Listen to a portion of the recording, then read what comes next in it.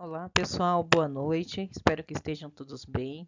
Antes de iniciar a nossa aula, eu queria dar um retorno para vocês em relação ao Meet, tá? Eu apliquei o Meet essa semana em algumas turmas, mas eu tive um problema de incompatibilidade aí de agendas, porque eu tenho 3 e-mails aí de instituições diferentes do estado, de duas particulares aí, e acabou dando um problema aí nas agendas, tá?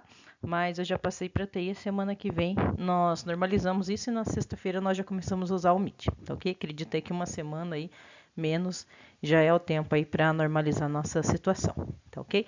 Então aqui eu vou entrar em conceitos básicos com vocês de eletricidade em relação aos cálculos, tá? E esse cálculo ele interfere na resistência elétrica e lei de Ohm que a gente viu no finalzinho do bimestre, na uma das últimas aulas presenciais, mas eu falando para vocês já que seria conteúdo aí de segundo bimestre, porque nós vamos ver os cálculos e depois vamos entrar na NBR 5410 na sequência, tá bom?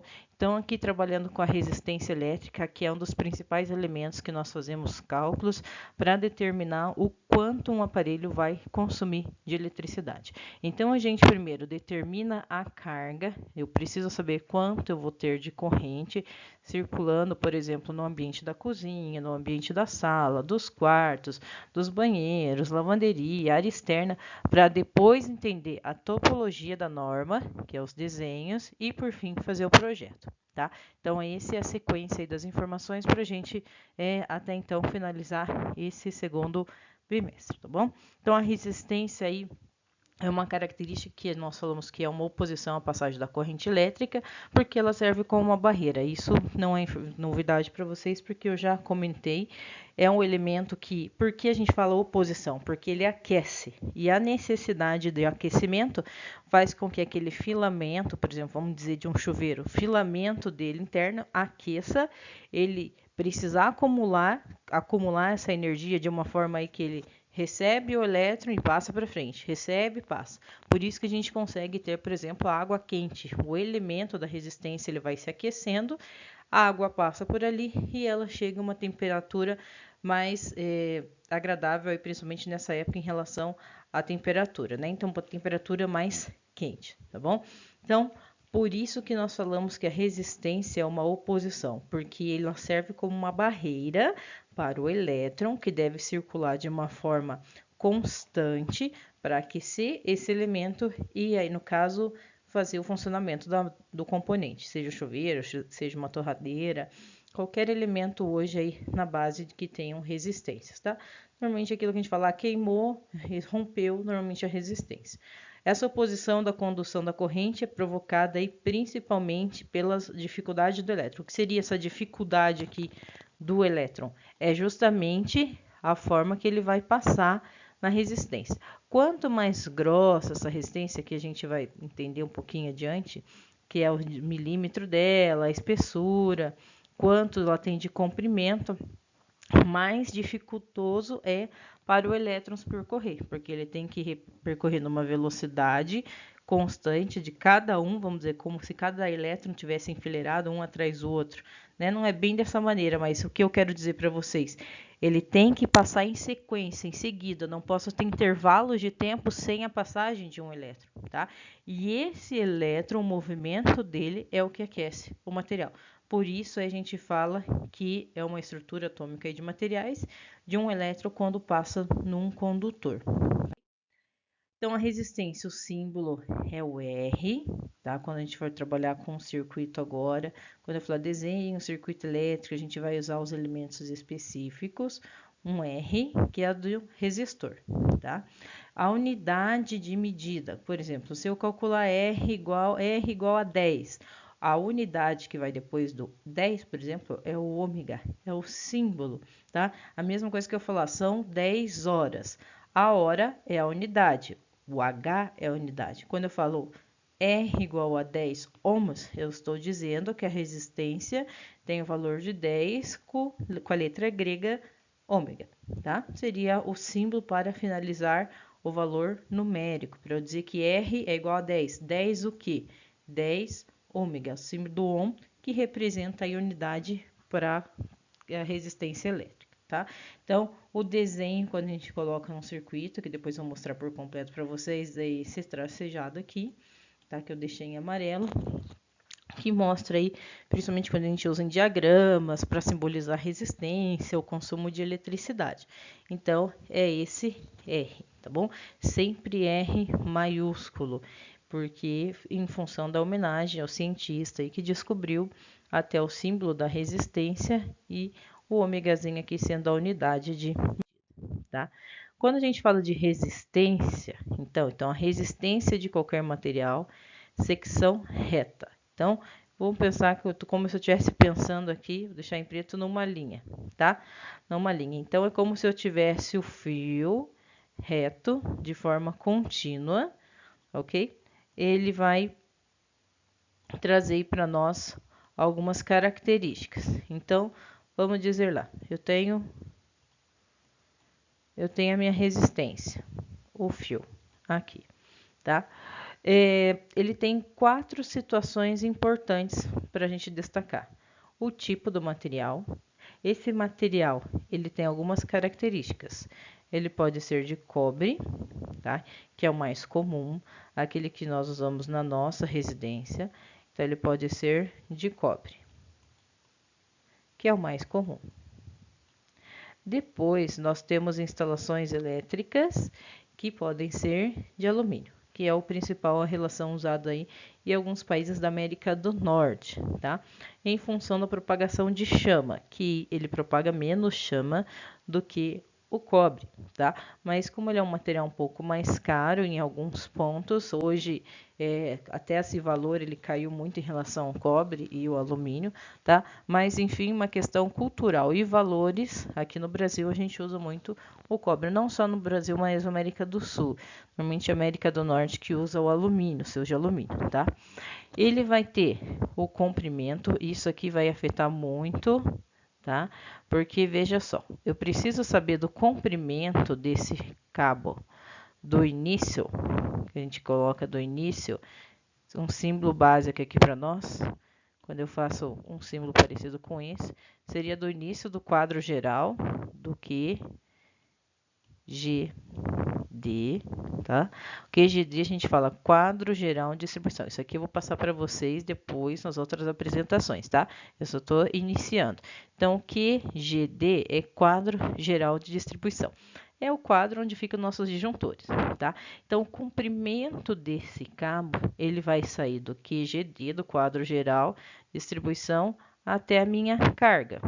Seja lá uma TV, seja lá a minha lâmpada, o que for, é a carga, tá?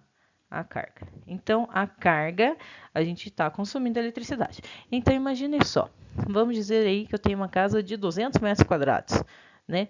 O padrão alto. Imagina esse fio sair, esse cabo sair lá do quadro geral e ir lá para o último cômodo da casa, tá? O último cômodo da casa. Imagina o comprimento que ele tem que ter e, fisicamente falando, imagina o elétron sair do quadro, percorrer todo esse cabo e chegar lá no último ambiente.